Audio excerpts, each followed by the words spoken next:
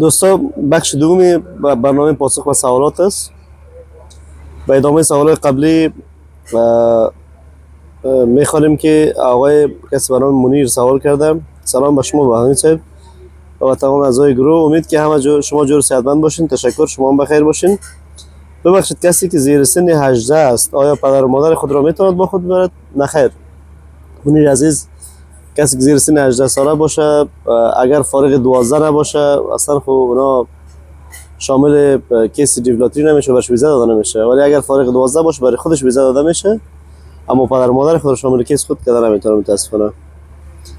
هاشمی صاحب پرسان که بهمنی صاحب اینترویو چه وقت شروع میشه؟ برنده های 2025 اینترویوشان در ماه اکتبر 2024 یعنی امسال شروع خواهد شد. بخیر.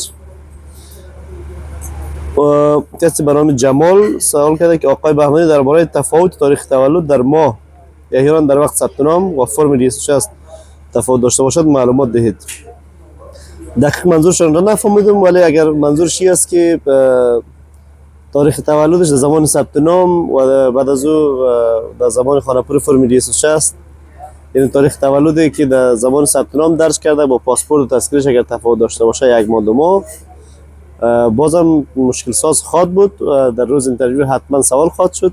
اگر یک جواب قناعت بخش و قانع کننده برای کانسرواتین مشکل قرار نمیگیره، ولی بعض وقتا خاص به خاطر تفاوت تاریخ تولد یک کیس ریجکت میکنه، متوجه باشین.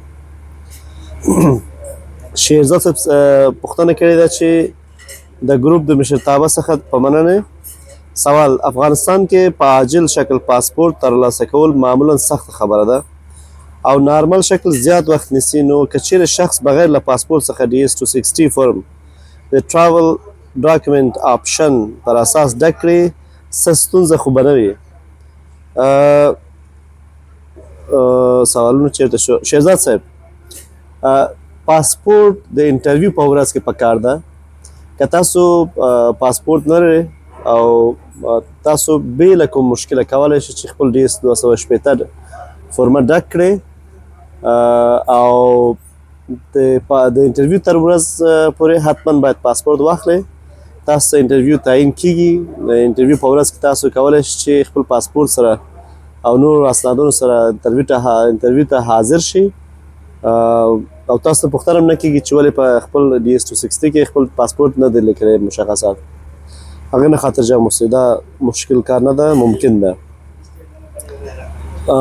جعفری صاحب پرسان کرده سلام، یک کسایی که در حال تحصیل هستند لازم است از دانشگاه تاییدیه بگیره یا خیر؟ از دانشگاه اگر تاییدیه بگیرین گپ خوب است، اگر نتونستین اما کارت دانشگاهیتون اگه باشه، اگر عکس از جریان تحصیلتون باشه قابل قبول است. میگین من محصل هستم میگم کارتم حتمی نیست که تاییدیه بگیرین. اگر گرفته بتون گپ خوب است. دو، تخمینا کیس نمبر 13000 تا چند ماه دیگر نوبت مصاحبهشان خواهد رسید، البته 2025. قسمی قبلا عرض کردم سالایی که نرمال پیش میره معمولا در هر ماه تا 3000 کیس نمبر مصاحبه گرفته میشه. این خودتون حساب بکنین که ماه اکتبر شروع میشه و 13000 احتمالاً ماه جنوری یا فوریه مصاحبهش خواهد آمد. سه، اسنادی که ترجمه میشه ترجمه شدهش هم باید مهر وزارت خارجه داشته باشید یا خیر؟ اسناد تحصیلی را اگر ترجمه میکنید حتما باید مهر وزارت خارجه بخوره، هم اصل اسناد و هم ترجمهش. نکاح خط اگر ترجمه میکنید حتما باید هم اصلش و هم ترجمهش تایید وزارت خارجه شود، ولی اسنادهای کاری اگر ضرورت به ترجمه داره و ترجمه میکنین نیازی به تایید وزارت خارجه نداره. چهارمش پرسان کرده که کمی هم درباره ویزه پاکستان معلومات بدین، چند ماه زودتر از مصاحبه اقدام کنیم و قیمت چند است؟ در بخش اولی در ویدیو قبلی هم معلومات دادم. معمولا زمان کیستان کرنت شد پشت ویزه پاکستان بگردین به صورت نرمال، ولی بعد از اینکه مصاحبهتون تعیین شد اگر ویزه هنوز به دستتان نرسیده بود باز خوب است که ویزه عاجل اقدام بکنین. پنجمش گفته واکسن ها کلا در پاکستان باید زده شد. ببینین واکسن کرونا و واکسن پولیو در افغانستان هم اگر زده شد مشکل نداره، ولی واکسن های دیگه اگر منظورتان از مدیکال چکاپ یا معاینات صحی است بله حتما باید در پاکستان و در کلینیکی که راجستر شده سفارت امریکا است که در اسلام آباد عزیز مدیکال سنتر است حتما در همونجا شود. دیگه کلینیک ها قابل قبول نیست تا اگر پاکستان هم باشه. بلال محمدزی پرسان کرده سلام و احترامات بهمنی صاحب، در روز اینترویو که مجرد باشید کدام اسناد کار است؟ قبلا در سوال یوسف صاحب در ویدیو قبلی هم جواب داده بودم. محمد صاحب گرامی، محمد صاحب برای کسایی که مجرد است پاسپورت، تذکره، اسناد تحصیلی و اگر داشته باشه اسناد کاری، در غیر از عکس هم ضرورت است و به خاطر معاینات صحیشان کارت پولیو و کارت کرونا هم، واکسن کرونا هم ضرورت است. و دیگه اسنادی که احتیاطاً خودتان میارین و گپ جدا است، ولی اسناد حتمی و ضروری هم چیزایی گفتم است. از این سوال کرده پس پاک کرده، ما سوال پاکشتر جواب دادم میتونیم. سالار صاحب پرسان کرده که سلام محترم، اگر در سالهای 70 خدمات عسکری انجام نداده باشیم و روز مصاحبه بپرسد چی باید جواب داد؟ تشکر. سالار صاحب ما شما گفتیم که انجام نداده باشیم، نوشته کردین منظورتان انجام داده باشیم اگر است. اگر سابقه کار نظامی داشته باشین، سنتون بالا باشه، بهتر است که بگوین و اگر ترخیص دارین ترخیص ترجمه کنین، در روز مصاحبه برشان ارائه بکنین. متین عزیز پرسان کرده درود بهمنی گرامی، آیا کسانی که کیس نمبرشان پایین است ممکن زود برای مصاحبه دعوت شود؟ بله، کیس نمبر پایین زودتر از کیس نمبر بالا دعوت میشه به مصاحبه. آیا فرم 260 را بعد از اعلان نتایج چقدر چند ماه زمان داریم پر کنیم؟ هر قدر زودتر پر کنیم به نفعتان است. اگر تا خط ماه می پر شود که تاخیر در مصاحبهتون رونما نمیشه، ولی اگر بعد از ماه می در ماه جون و جولای، آگوست، سپتامبر وقتا پر کنین، هر قدر دیرتر پر کنین به همون اندازه مصاحبهتون دیرتر خواهد بود. مهدوی صاحب پرسان کرده سلام و احترامات خدمت آقای بهمنی و آقای نوری عزیز. علیک السلام مهدوی صاحب و همچنین خدمت همکاران محترمشان. امیدوارم ان شاء الله جور و صحتمند باشین. تشکر. آقای بهمنی بزرگوار، من در فرم دی 260 خود شغل خودم رو عکاسی نوشته کردم. خوب کردی. عکاسی هم مال خودم هست، مدت 4 سال میشه کار میکنم، اما چطور سند تجربه کاری درست کنم؟ مهدوی عزیز، اگر اسناد تجربه کاری نمیتونی، اگر جواز کاری از شهرواری داری، میتونی رو ترجمه بکنی، خودش بنویس اسناد کار میته دیگه. در کنار از او در جریان کار که هستی، خودت که عکاس هستی، همکارت بگو عکستون بگیره، 4 5 دونه عکس از جریان کار خود چاپ بکنین. اگر کدام کارهای ادیت انجام دادین و عکسایش هست پیشتون، میتونین اینا رو کلش به نحس اسناد کاری در روز مصاحبه ارائه بکنین. رسولی صاحب بازم پرسان کرده که سلام آقای بهمنی محترم، امسال ما برنده شدیم، 2024 اعلان شد، کامیاب شدیم، ولی کدام روز بر ما اینترویو و دعوت میرسد؟ بخیر. 15000 تمام اسنادها را روان کردم، KCC، تذکره، پاسپورت، تولد خط، نکاح خط، ترجمه های وزارت خارجه شده، اسناد مکتب 12 و پانتون را هم روان کردیم. حالا چقدر منتظر باشیم؟ رسولی عزیز، کیس نمبرتون 15000 است، احتمالاً ماهای فبروری یا مارچ سال آینده مصاحبهتون خواهد آمد و این روان کردن اسناد به KCC خیلی مودش رفته دیگه. سابق تا سالهای 2021 را هم، بندو 2021 را هم ما اسنادش را روان میکنیم به KCC، تا زمان حتمی بود. بعد از سال 2022 روان کردن اسناد به KCC ممنوع شد، دیگه گفت لازم نیست که به KCC اسناد خود روان کنین، فقط در روز مصاحبه اسنادتان چک میکنه، مطابق از اون اینترویوتان میگیره. شما که روان کردین خوب کردین ولی فایده نداره. و گفتن که خب نام اسناد خود گشته که روان کردین، ضرورت نبود، اسنادتان آماده بکنین، در روز اینترویو در مصاحبه باز ارائه کنین. آقای شمس پرسان کرده سلام بهمن صاحب گرامی، من یک از برندگان 2025 هستم، در خانه‌پوری فرم لاتری فارغ مکتب گفته بودم، اما مکتب الا صنف 11 خواندم، شهادتنامه ندارم، ما راه حل دارد؟ شمس عزیز، کسی که فارغ صنف 12 نباشه بر از او ویزا داده نمیشه. قانون است که حداقل 12 سال یک نفر باید درس خوانده باشه. در افغانستان 12 سال درس همون لیسه گفته میشه و کسی که 12 سال درس خوانده باشه شهادتنامه داره. اگر کسی 11 سال درس خوانده، 11 و نیم سال درس خوانده و اسناد نداره از فراغت مکتب خود، متاسفانه واجد شرایط دیولاتری نیست و برش ویزا داده نمیشه. جعفری صاحب باز پرسان کرده که سلام دوستان عزیز، پاسپورت گرفتن از افغانستان چقدر زمان میبرد؟ خواهشم راهنمایی کنید. از افغانستان چقدر پاسپورت زمان میبره؟ از دوستایی که در کارمند ریاست پاسپورت از اونا پرسان کنید، من خیلی معلومات ندارم ولی میفهمم که از کابل فکر میکنم طولانی تر است گرفتنش و از ولایت آسان تر میشه. رحیمی صاحب پرسان کرده سلام حضور جناب استاد بهمن، استاد تجارب کاری نیاز به ترجمه دارد یا خیر؟ بله، تجارب کارتون اگر به زبان فارسی و پشتو است حتما ترجمه بکنین که برای کانسر قابل فهم باشه و ولی با ترجمهش کفایت میکنه، لازم نیست که بزرگ تایید وزارت خارجه و حساب بکنین. هاشمی صاحب پرسان کرده سلام بهمن صاحب بزرگوار، افرادی که منتظر دی 260 هستند چی وقت فرمشان رو روان میکنین؟ منظورتون رو نفهمیدم هاشمی صاحب. اگر منظورتون سابمیت دی اس باشه، هر زمانی که فرمتون سابمیت شد به شما ایمیل میاد. کسی دیگه نامش خوانده نمیشه پرسان کرده علیک سلام برادر چیزی که در ثبت نام لاتری انداخته باید اما اسناد خوب این جواب یک از دوستای دیگر داده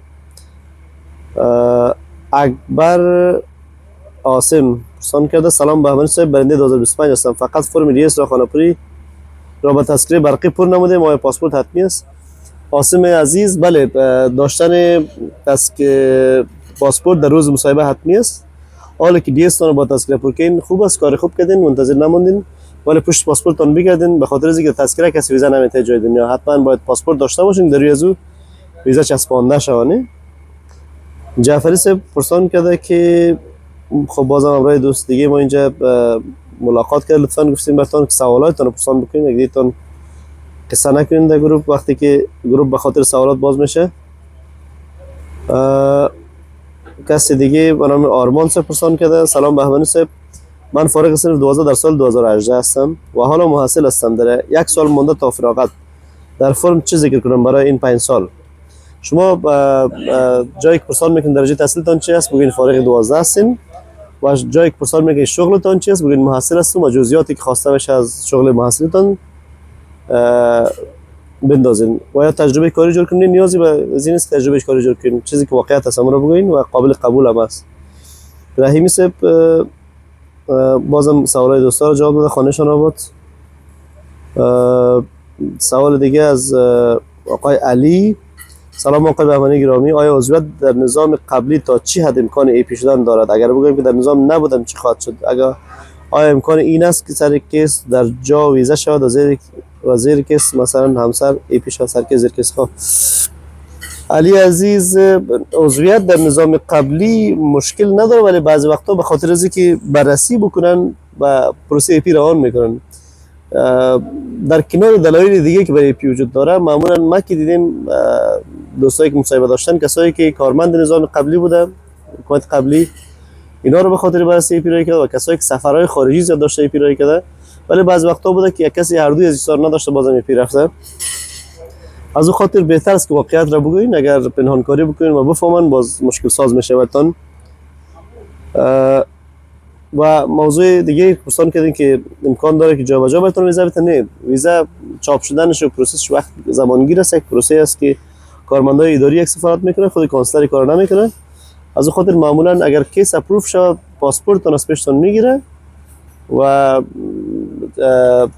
زودترین زمانی که ما دیدیم در اسلام آباد 4 روز بعد از مصاحبه ویزا بر شخص تسلیم شده ویزاش دیگه جابجا ویزا نمیده و نه یک فامیل وقتی که کارش پیش میره در مجموع یک جای پیش میره رقم نمیشه که یک نفر جابجا ویزا بده یا 4 روز بعد ویزا بده اپروف شه و 4 نفر دیگه ای پی بشه اگر یک نفر هم به ای پی بره همه فامیل منتظر از اون یک نفر میمونه که کسی زوم از پروسه ای پی برای بعد از اون بهشون ویزا داده میشه کسی به نام خب اینا هم سوال نداشته نظر داده هاشمی صاحب گفته بهمنی صاحب تا به حال کیس ها تا کدام شما را پیش رفته از 2025 که شروع نشده ماه اکتبر بخیر شروع بشه از 2024 تا 13000 پیش رفته فعلا یک سال سست بود از طرف KCC البته سلام جاهد صاحب پرسان کرده سلام جناب بهمنی مراحل بعد از فرستادن DS260 چیست اسنادهای لازمی کدام ها اند بهترین سفارت برای کیس نمبرهای بالای 18000 کدام ها است بالای 18000 کیس خیلی بالا نیست اسلام آباد را میتونید انتخاب بکنین اسنادهای لازم هم چندین بار در ویدیو ذکر کردم این ویدیو بخش اول را میتونید تماشا بکنین خسته کن میشه که بازم براتون تشریح کنم مراحل بعد از فرستادن دیس هم انتظار است بعد از انتظار تنظیم اسنادتان و تکمیل اسنادی که لازم است بعد از اون معاینات صحی است بعد از معاینات صحی مصاحبه است بعد از مصاحبه بازم انتظار به خاطر دریافت پاسپورت است اگر اپروف شد و اگر به پروسه ای پی رفت انتظار به خاطر از اینکه از است که از پروسه ای پی برای بعد از اینکه از مصاحبه برآمدین پروفایل به خاطر پستخانه ساخته میشه و بالاخره ویزیتون داده میشه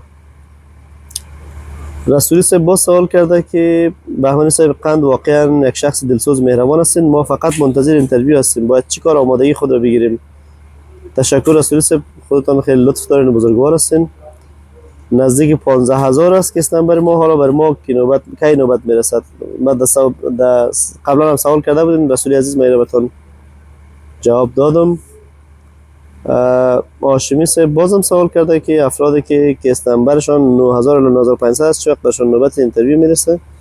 هاشمی صاحب در این ویدیو دو سه دفعه من یه بزرگ گفتم، بازم براتون میگم که 9000 الی 9500 را به احتمال داره ماه جنوری بهش مصاحبه برسه بخیر. جنوری 2025. علیزاده صاحب گفته دوستا فقط از 3 جای شما پاسپورت گرفته میتونید. از ولایتی که تولد شدید، یک معلومات خوب است اگر واقعیت داشته باشه. گفته یک از ولایتی که تولد شده باشین از اونجا میتونید پاسپورتتون رو بگیرین. دوم از ولایتی که فعلا زندگی میکنین و سوم از مرکز یا کابل. کسایی که میخواین پاسپورت بگیرین این معلومات علیزاده صاحب داده براتون. آرمان صاحب پرسان که سلام، برای کیس نمبر 5020 چه وقت نوبت اینترویو میرسد؟ آرمان صاحب احتمال داره ماه اکتبر بخیر بتون، چه نوامبر یا دسامبر بخیر اگر نرمال پیش بره. آقای بهمنی عزیز سلام، کیس نمبرهای بالا اگر بخوایم سفارت یک از کشورهای افریقایی رو انتخاب کنیم ما هم ردیف کیس نمبرهای افریقا کارن میشه یا نه؟ نه، کیس نمبر عزیزا متوجه هستین کیس نمبرتون در مجموع 2025 AS بعضو باز عدد است.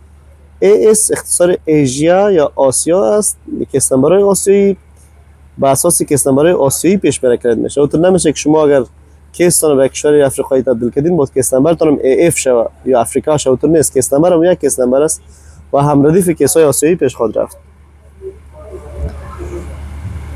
رحیمی صاحب پرسان که جناب استاد بهمن کسانی که در نظام قبلی کارمند بوده احتمال ای پی است یا خیر؟ بله احتمال داره ای پی بدن به خاطر بررسی قبلا عرض کردم. بهیر صاحب پرسان که سلام علیکم استاد، بعد از پر کردن فرم دی 60 منتظر کدام مراحل باشیم؟ مثلا از کسی پیام اومده دیگر پیام برای ما میاد یا خیر؟ بله بهیر صاحب هر وقت زمانی که اینترویو تعیین شود از طرف سفارت براتون ایمیل میاد، از طرف کسی براتون ایمیل میاد که چیزی زیاد نمیگه، فقط میگه you have updates، میگه اپدیت داری برو چک کو و لینکی براتون ارائه میکنه. در اون لینک برین مشخصاتی که از پیشتون میخواید درج میکنین، باز در اونجا یک صفحه ظاهر میشه که در اون نوشته است که چه وقت مصاحبه تان است. من نفهم چند دقیقه شد ویدیو، از نیم ساعت زیادتر نشه که دوستا خسته نشه. نوری صاحب باشم که کجاست رفته کدام جای خیر. عزیز صاحب سوال کرده سلام با بهمنی صاحب بزرگوار و همه اعضای گروپ،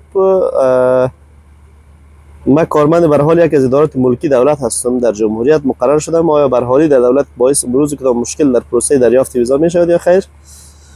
عزیز بزرگوار کارمند بودن در دولت فعلی مشکل خاصی به وجود نمیره برای دوستا، فقط باعث میشه که در اینترویو ویزاشون ریجکت شه و بهشون ویزا داده نشه به دلیل همکاری با دولت فعلی. دیگه کدام مشکلی براتون وجود نمیره، خاطرتان جمع باشه. اگر کسی کارمند دولت فعلی است، چی دکتر شفاخانه دولتی باشه، چی استاد مکتب دولتی باشه، چی در هر بخش کار بکنه، متاسفانه سفارت برش ویزا نمیده. دلایلش هم پیش خود سفارت است. سوال دومشان اسپل نام مکتب رو در فرم 260 اشتباه درج کردم و با شهادتنامه یکسان نیست، تو مشکل ایجاد میکنه یا خیر؟ اسپل نام مکتبتون اگر کمی تفاوت داشته باشه مشکل خاصی نیست، ولی اگر کاملا متفاوت باشه حتما باید که 260 تون انلاک شه و این نقیضه حل شه. عزتی سے پرسان کرده سلام استاد، اسناد فراغت دارم، کدام اسناد کار هم ضرورت است یا خیر؟ بله عزیزا دوستایی که کار میکنین یا قبلا کار کردین، اگر اسناد کاری قبلا گرفتین یا حال از وظیفه فعلیتون اسناد بگیرین خیلی گپ خوب است، ولی اگر نتونین که بگیرین، مثال 4-5 جای کار کردین، اگر از 3 جایش 4 جایش اسناد دارین یک دو جایش نیست مشکلی نیست براتون، چون داشتن اسناد کاری حتمی نیست، از جمله اسناد الزامی نیست، ولی داشتن اسناد تحصیلی حتمی و ضروری است.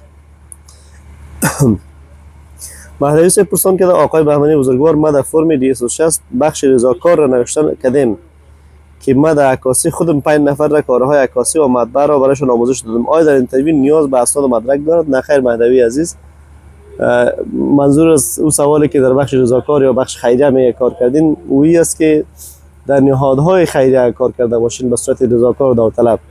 یک شما در عکاسیتون 5 نفر ترینینگ دادین، خداوند شما را اجر بده و بر از اونام وظیفه بده، کار خوبی کردین، اشتغال زایی کردین، ولی کدام نقشی نداره و نیازی به اسناد هم نداره. عطایی صاحب پرسان کرده سلام بهمن صاحب، خسته نباشید، دختر کاکایم همچنان برنده لاتری شده. فامیلی ثبت نام کرده بودن. تقریبا یک ماه قبل فرم دی اس خانه‌پوری کرد. در یک حصه سوال شده بود که آیا تابعیت کشور دوم دارید؟ چون آن وقت کار پاسپورت ترکیش در جریان بود، هنوز صادر نشده بود. گفت که نه خیر، تابعیت دوم ندارم و محل مصاحبه خود را اسلام آباد انتخاب کرده بود. حال پاسپورت ترکیشان یک هفته شده به دستش آمده. آیا حال میتواند محل مصاحبه خود انقره ترکیه را انتخاب کند؟ آیا داشتن تابعیت کشور دوم در روند پروسه گرین کارتشان ضرر ندارد؟ حالی لازم نیست که این موضوع در دی اس خود ذکر کنه، ولی میتونه که به KCC یک ایمیل بفرسته و از این موضوع KCC را آگاهی بده که ما تابعیت ترکیه را به تازگی به دست آوردیم. این خیلی خوب است که اطلاع بده و ضرر ندارد به پروسهشان. یک نفر میتونه که تابعیت دو کشور داشته باشه و میتونه که محل مصاحبه خود را اگر جای دیگه انتخاب کرده میتونه انقره انتخاب بکنه، گپی نیست.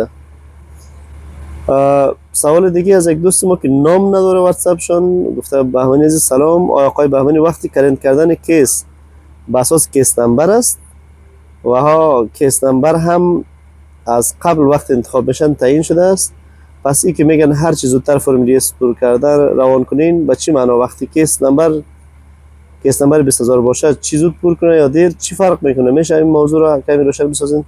تشکر. ببینید دوستان، من این موضوع خانه‌پوری فرم دی اس و با وقت آمدن مصاحبه یا تاخیر در مصاحبه و سر بتونه کمی واضح‌تر بگویم. فرض میکنیم ما شما در افغانستان پیش دکتر که میرفتیم، بر ما هر کارمندی که پیش دکتر بود مثلا یک نمره میداد، میگفت نمره 20 از خودت است، نوبت 25 از خودت است. این خانه‌پوری دی اس 260 زود این قسم است که یک نفر فرضاً ما زنگ زدیم از کارمند از دکتر نوبت گرفتیم به خاطر معاینات، بر ما گفته خودت نمره 5 هستی و دکتر هم ساعت 4 بجه میاد، تو باید حاضر باشی. اگه خودت 4 بجه اونجا حاضر باشی یا 15 کم 4 بری یا 4 و 15 اونجا باشی، بعد از نفر سیوم حتما نوبتت میاد، نوبت چهارم. ولی اگر خودت ناوقت‌تر بری در سر وقتی که 4 و 15 یا 4 و 20 نوبت تو میرسه، دکتر 4 بجه آمده، اگه در اون وقت نرسی این باعث میشه که تو غیر حاضر حساب شی و از نوبت کمی به تاخیر نوبت میاد، پسانتر نوبت میاد. فرض میکنیم که رفتن شما به پیش دکتر خانه‌پوری دی اس تون است و نوبتی که دارین کیس نمبر تون است. این رقم است. خدا کنه که فهمانده تونسته باشم شما را. به اون خاطر دی اس چی کیس نمبر تون پایین باشه چی بالا باشه، دی اس خانه‌پوری زودترش به نفع تون است. بهیر صاحب پرسان کرده: استاد شهادتنامه من همراه تذکره تاریخ تولد فرق دارد، در وقت پر کردن فرم دی اس شهادتنامه من را اپلای کرده، اصلا شهادتنامه ضروری است؟ تشکر استاد از خدماتتون. سلامت باشی بهیر صاحب. بله، شهادتنامه حتی اگر کسی درجه تحصیلش ماستر هم باشه، لیسانس هم باشه، بازم داشتن شهادتنامه حتمی است، به خاطر از اینکه یگانه اسناد تحصیلی افغان ها که در امریکا قابل قبول است این شهادتنامه است. یعنی یک کسی که فارغ 12 در افغانستان باشه در امریکا هم فارغ 12 قبول داره، ولی لیسانس و ماستر ما شما رو متاسفانه خودتون میفهمید قبول نداره. به این خاطر داشتن شهادتنامه در روز مصاحبه حتمی و ضروری است. یک موضوع. و موضوع دوم گفتین که شهادتنامه تون تاریخ تولدش باشه اصلاح بکنین، گپی نداره، اصلاح بکنین. یک اسکن یا کپی رنگ از شهادتنامه فعلی تون هم باشه در روز مصاحبه برای احتیاط. سوال بعدی از آقای محبوب است. جناب استاد سلام، استاد بعدتر اینترویو چقدر وقت بعد ویزا میده؟ محبوب صاحب عزیز، یک نفر که برای مصاحبه میره در روز مصاحبه چند موضوع رخ میده. یا ای که کیسش اپروو بشه و 4 روز بعد الا 1 هفته بعد بهش ویزا داده میشه، یا ای که کیسش به ای پی میره که 2 هفته الا 2 ماه وقت میگیره بررسیش. ای پی administrative processing، پروسس اداری. در پروسس اداری معمولا افراد چک امنیتی میشه و بعضی موضوعات دیگهش بررسی میشه و از اون خاطر 2 هفته کمترین ای پی وقت گرفته و بیشترینش 2 ماه و بعضی وقتا استثنا از 2 ماه هم بیشتر وقت میگیره. این حالت دومش.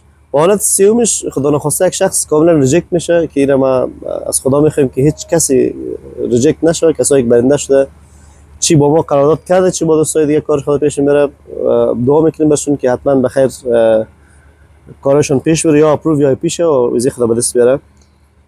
پس گفته میتونیم که اگر اپروو شدین 4 روز الی 1 هفته بعد ویزیتون به دست میارین. اگر ای پی رفتین 2 هفته الی 2 ماه بعد یا کمی زیادتر از او. و اگر ریجکت شدین که ویزا نمیته براتون. هاشمی صاحب پرسان کرده بازم سلام آقای بهمنی، آقای نوری صاحب عزیز، افرادی که هنوز فرم دی اس شون را خانه‌پوری نکردن که مشکل برشان ایجاد میشه یا خیر؟ که استنبرشان 9000 الی 9300 باشد. هاشمی صاحب تا ختم ماه می کسایی که دی اس خانه‌پوری میکنن هیچ مشکل ایجاد نمیشه برشون. کسایی که در ماه جون خانه‌پوری میکنن و چی از اول جون تا آخر جون با 1 ماه تاخیر احتمال داره مواجه شه مصاحبهشون با کدام مشکل دیگه ایجاد نمیشه، فقط مصاحبهشون کمی با تاخیر میاد وقت اصلیش. رسولی صاحب پرسان که گفته بهمنی صاحب قند من هیچ کارو نمیدارم به غیر از دکاندار، راه حل چی باشه؟ من شغل دکاندار است، فقط دکانداری ماستر هستم ولی به غیر از دکانداری چیزی رعایت ندارم. خوب است رسولی صاحب شما که ماستر هستین، ماستری کلان گپ است، خدا به کاروبارتون برکت بده. رسولی عزیز اگر فارغ صنف 12 هستین همین دکانداری کفایت میکنین، لازم نیست که اسنادای جعلی دیگه جور کنید که من مستری بودم یا برقی بودم. همین خود سند دکانداریتون ترجمه بکنین، جوازی که از شاروالی گرفتین یک در روز مصاحبه راه کنین و دیگه در جریان دکانداریتون بچه‌ها رو بگوین اگر عکس مکستون بگیره و او رو منیس اسناد کاری میتونین راه بکنین. دیگه لازم نیست که دیگه اسناد کاری جور کنین. اگر فارغ صنف 12 هستین، اگر نیستین که بس قصه فرق میکنه. حسینی صاحب پرسان که آقای بهمنی تو فرم اولیه لاتاری شوهرم بی سواد ثبت شده ولی تو فرم 260 دیپلم ثبت شده، این بعدا دردسر نمیشد. ببینین حسینی صاحب یک نفر اشتباه در زمان ثبت نام اولیه درجه تحصیل خود را خودش فرضاً ماستر است یا دکترا داره یا هم لیسانس است یا فارغ 12 است، ولی اشتباها نوشته میکنه پرایمری ادویکیشن. دی اس 260 به خاطر از این است که اگر اشتباهات رو در فرم اولیه ثبت نام انجام دادین در دی اس 260 درست نوشته کنین. از او خاطر اگر ای اشتباه شما صورت گرفته بهتر است که در دی اس 260 اصلاح بکنین و درجه تحصیلی درست شه، چیزی که اصلی سور رو بنویسین. اگر در ثبت نام اولیه اشتباه شده که مشکل نداره دیگه. و در روز مصاحبه هم که سوالاتی که پرسان میشه مطابق دی اس 260 پرسان میشه، از فرم اولیه پرسان نمیشه. رحیمی صاحب پرسان که برادر متاسفانه کار در دولت فعلی مشکل ساز است. بله ایره برای رفیق دیگه ما معلومات داده. از همین صاحب پرسان که سلام مجدد به بهمنی عزیز، برنده سال 2025 چقدر وقت دارند؟ کیس 24000 انترویو به امسال نوبت میرسد یا نه؟ اگر کیسا نرمال پیش بره که به 24 چی که تا 30000 نزدیک 30000 100% مصاحبه میرسه. از این سوال اگر که مشکلی پیش بیاد که کمکاری از طرف کیس 38 شده که باز گپ جداست. آخرین سوالم در این ویدیو میگیریم از خانواده ادیب کسی سوال پرسان کرده. 6 سوال است، 6 سوالم جواب میدیم. با همین 6 سوال این بخش ویدیو رو ختم میکنیم. سوالای بعدی را که نام خدا خیلی زیاد است در ویدیو بعدی جواب خواهد دادیم. گفته سلام بهمنی صاحب، یک در بخش اسناد تحصیلی ترانسکریپت هم ضروری است؟ بله. بهتر است که ترانسکریپت هم در کنار دیپلم داشته باشین. بعضی وقتا که ما امروز مشتریان رفتیم تنها دیپلم داشتن، کانسلر پرسان که ترانسکریپت کجا بوده. اگر دلیل موجه داشته باشی که مشکل نمیگیره، ولی اگر بدون دلیل ترانسکریپت خود نبری باز مشکل ساز میشه براتون. دو اسناد تحصیلی دیپلم و شهادتنامه های مکتب اکثرا در قسمت املای نام یا تاریخ تولد اشتباه درج شده. یا دوباره بگیریم. بله کسایی که نامشون اسپلش اشتباه است یا که تاریخ تولدشان اشتباه شده یا نه حتما اقدام بکنن و اصلاح بکنن. و قبلا هم براتون گفتم بازم تاکید میکنیم که امو شهادتنامه که اشتباه شده او را هم یک کاپی رنگه یا اسکنش پیشتان باشه که در روز انترویو ضرورت میشه. سوم کدام اسناد تایید وزارت خارجه نیاز است؟ اسناد تحصیلیتون که ترجمه میکنید تایید وزارت خارجه باشه. نکاح خطتون که ترجمه میکنید تایید وزارت خارجه شه. چهارم تا چی مدت زمان وقت داریم که اسنادهای خود را آماده کنیم؟ تا روز انترویو رو وقت دارین که نظر به هر کس استنباطتون فرق میکنه دیگه. در روز انترویو باید اسنادتون آماده باشه، قبل از ضرورت نیست. پنجم اسنادی که شما دیروز خواستین به خاطر چک کردن و مطابقت دادن است یا خیر؟ دوستایی که ما پیام ماندیم که اسنادهای خود را روان بکنین، کسایی که با ما قرارداد دارن، البته این به خاطر است که ما از امیال چک بکنیم که کی چقدر اسناد داره، از کی اسنادش کمبود است، از کی اسنادش مشکل داره، اینا رو چک میکنیم. بعضو به هر شخص پیام میتیم یا زنگ میزنیم که این اسناد مشکل داره، پشت از این اسنادهای خود باید بگردی و اصلاح بکنی. ششم اسنادی که ترجمه نیاز داره مثل نکاح خط میتاریم در هر ولایتی که هستین در دار ترجمه کنیم. ولی در هر جای افغانستان میخواین ترجمه بکنین، ولی تایید وزارت خارجه هم باید شود. بازم تشکر از همه دوستای عزیز. ویدیو رو در اینجا پایان میتیم، بخش دوم را و سوالای بعدی رو در بخش سوم جواب خواهد دادیم.